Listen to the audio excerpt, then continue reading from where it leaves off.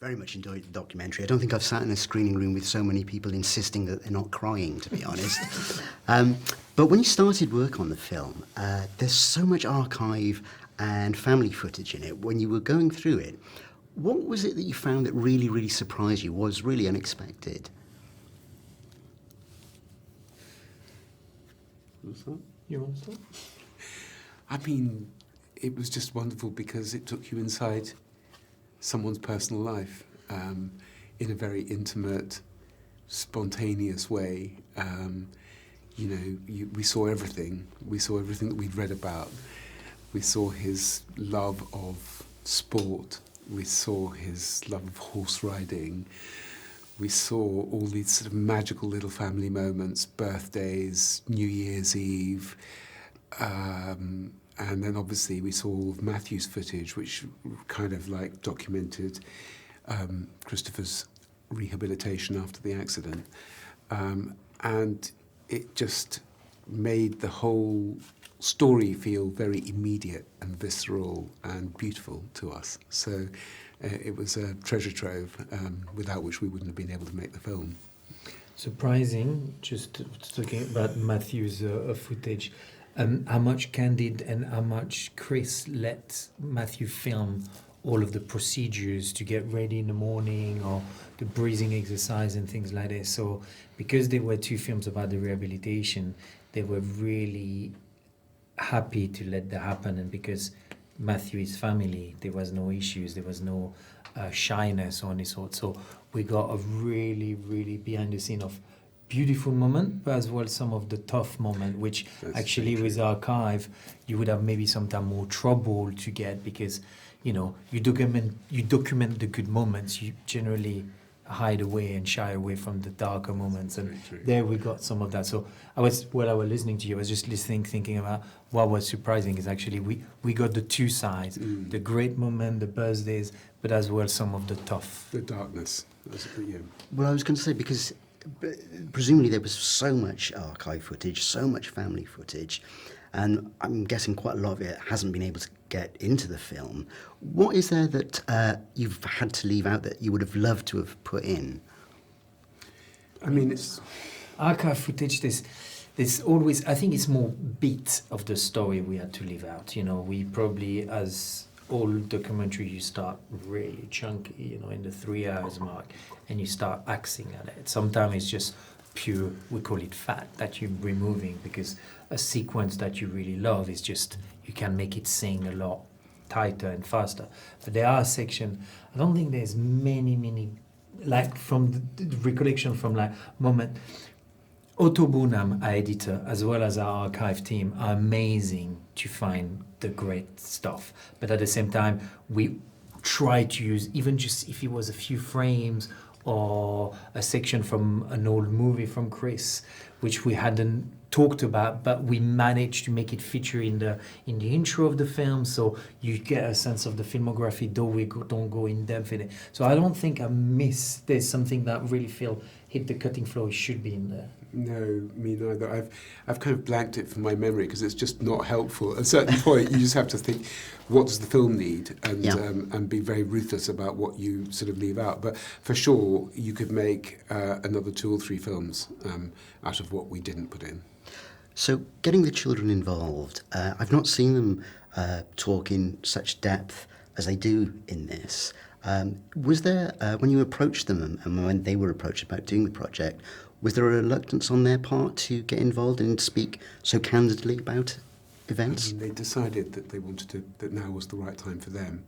And that was almost the key decision that meant the film could happen.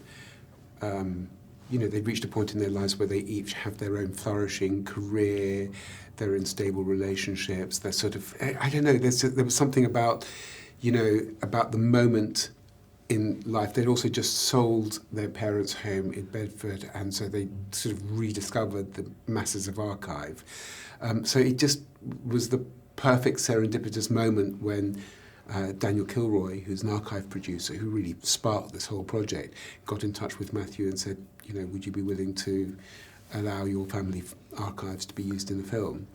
I mean, what was sorry, what was the question again? Because I don't want to kind of like branch off I too mean, much, which I will do otherwise. The children's potential reluctance to get involved. They embraced the possibility, but obviously they wanted to know who was going to direct it, and they looked at our previous work, and which lined up kind of perfectly with them in terms of the fact that McQueen that we made about Alexander McQueen was a biographical film. So we tackled a lot of the difficulties of how you tell a story, someone's life in a 90-minute film. And then Rising Phoenix was a film that it was about disability insofar as it was about the history of the Paralympic movement and its greatest elite athletes. So we had them really sort of like been challenged with how do you tell a story about disability before. So I think they felt very confident even before they met us. And then we just built a friendship and a trust that meant that at a certain point they said they were willing to really embrace the film and give us their archive and also agree to sit for a no-holds-barred series of interviews. So that was... Well, saying about the And there's no toxicity amongst them. It's just to say that's one thing which is quite special, which we have encountered in other projects.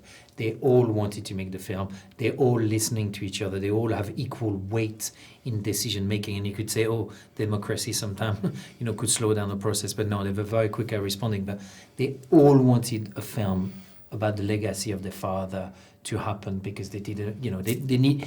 It needed to be now. Longer would have meant even more time would have passed. People, he would have faded from memories, and it was time for them to bring it to a new audience. But they get on extremely well. There's no. Well, you say about them. This was a no holds barred interview with them throughout. There are dark chapters in Christopher's life, which I would have thought were not comfortable subjects for them to talk about. Gay Sexton talking about the breakup and the separation can't have been an easy topic for her. And they were open to all of this? Yeah. I mean, when we did Gay, actually Alexandra, which is a very, very busy woman who lives in Washington, flew for a day or two to be with her mother, just to make sure. And Gay, if we talk about Gay's never talked on camera. Chris says in the film she's very camera shy and she doesn't, that's not her. And she's never talked about Chris. And the great thing about Gay and Dana is that Gay and Dana had a relationship.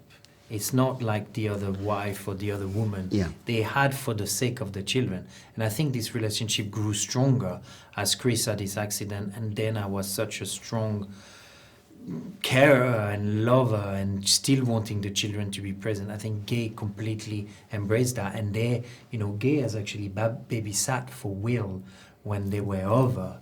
Do you see what I mean? We're talking about nothing weird and there's a relationship, but just people have put their egos to the side, and I think Gay has got very strong feeling for Christopher. She has 2 children with him. She never had children with anybody else, so it still was a big love of her life. And I mean, I'd just add to that we all agreed amongst ourselves that there would be, that in the terms of the no holds barred, that we didn't want to put him on a pedestal, that actually his heroism and his achievement would be all the more striking if we sort of showed him as a human being with, the vulnerabilities and weaknesses that we all have, which make him more identifiable to audiences, I think. Now, you've got great contributors in this, some really great contributors from the actors' side of you.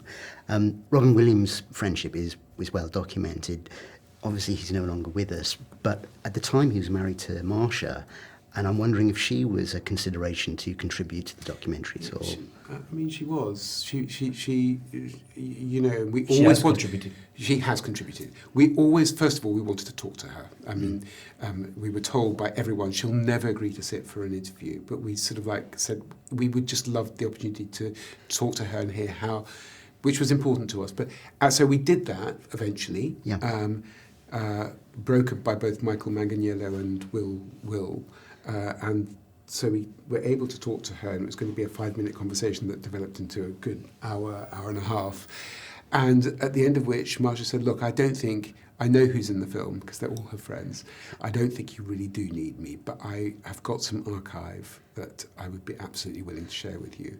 So And it's true that at that point we did have everyone, and we didn't necessarily need Marcia to sit for an interview. Yeah. But what she gave us was this really beautiful archive that showed Chris and Robin and the two families, the Reeves and the Williamses, together after the accident. And that was just, that was just a gift. And even like if the person doesn't sit like right now, those conversation and this information they give to you help us create a better understanding. And Gay Exton was there at that budding relationship with Robin, so both of them could help us really get a sense of how close they were and that brotherhood they had. So then finally, we're into a new era of DC superheroes. What part now does this play, starting off the new era under James Gunn and Peter Safran? Well, the first thing to say is, it's a great question, actually. For them, but it is probably a question for them. I mean, we were always really worried about Warner and DC because we kind of like thought, well, this may not, our telling this story, which we made independently, might sort of like irritate them, especially when they're on the cusp of doing, going back to the origin story and when they're about to redo the origin story themselves. So it was a tricky thing. We were sort of worried, would they try and stop us in some way? And if they expressed an interest in the film, would there be another agenda? But what was incredible from the first moment we talked to them, which was directly after our Sundance premiere, was just that they quite clearly loved the film and wanted to showcase it. They wanted to make it the flagship release of the new DC studios, but they just loved it as a film. And that was, they're filmmakers, both James and Peter. And so their embrace of the film, I think, was something that really spurred all the constituent parts of Warner to kind of like gather around and acquire it and give it this wonderful theatrical release that it's getting now. I wonder if he actually just as you're saying, it just finishes the story. Chris is gone. So there's no more going to be Christopher Reeve as Superman. That's for sure, and he's gone for a long time. So it's about new creatives to embrace that. Superman is still an iconographical Western culture icon. It's a Western culture icon. So there was going to be another Superman. I think our film just almost put an end to that chapter. So maybe they can finally be free of like the comparison, because Chris was more than Superman, and that's what our film does. So it's almost maybe a service for them where it's not just Christopher Reeve is Superman. Any other human being actor, very talented young actor, can try to embrace that role without always that comparison. Potentially, now Chris has got his own film. Maybe that will be a way to look at it. They actually screened it for the cast of the new Superman film before they started shooting. And apparently it was an extremely inspiring. It really kind of made everyone feel a sense of purpose about the new Superman film, which is lovely. There's a lot to live up to. Gentlemen, thank you very much indeed. Thank you. Thank you.